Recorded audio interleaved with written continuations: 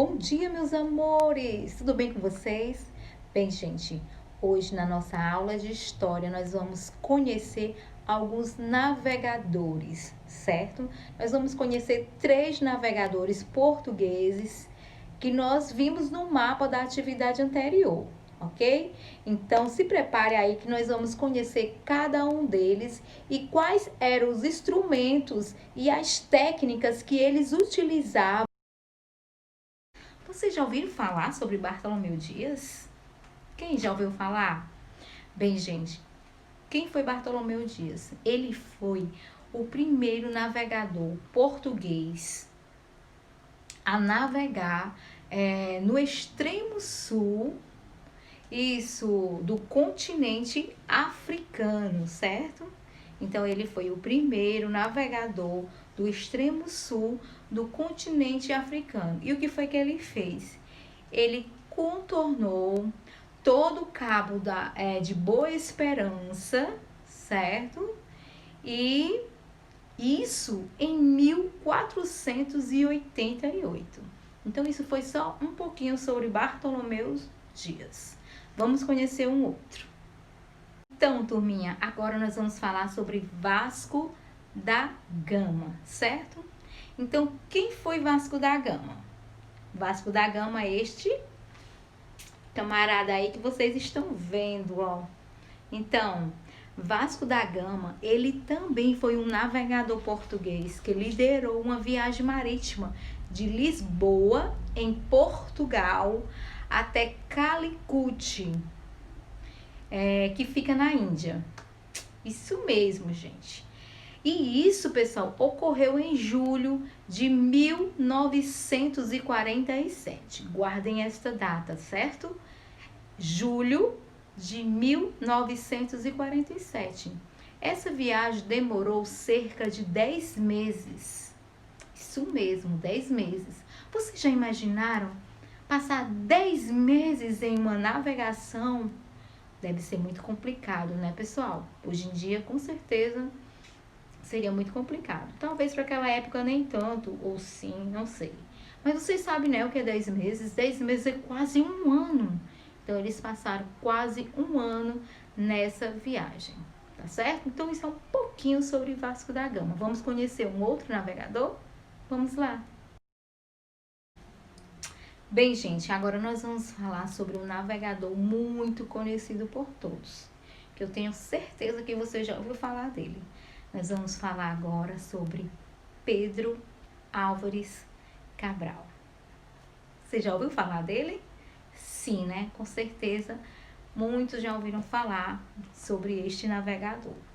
Pessoal, vocês sabiam que alguns historiadores falam que Pedro Álvares Cabral e toda a sua frota, quando eles estavam fazendo o caminho para as Índias, alguns historiadores falam que eles ancoraram próximo ao Monte Pascoal.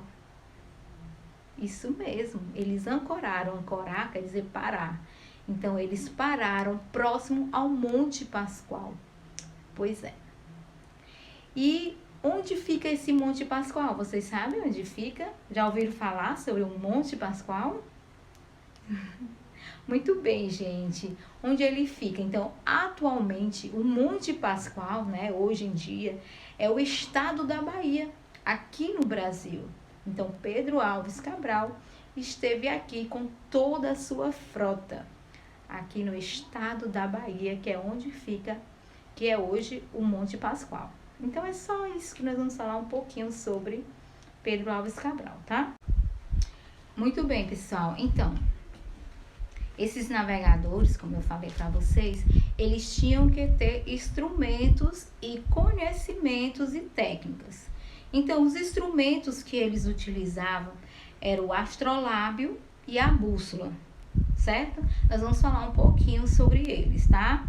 Então, pessoal, imagine só. Esses navegadores tinham que ter técnica e conhecimento para poder navegar nessa imensidão dos oceanos. Porque se não fosse isso, como eles poderiam estar se localizando, hein? Então, esses navegantes no século XV e no século XVI se orientavam em geral pelas estrelas. E outra coisa também, eles observavam os mapas para poder assim se localizar. Isso mesmo. Então, isso nós chamamos, sabe de quê? De técnica. Muito bem, isso mesmo, nós chamamos de técnicas.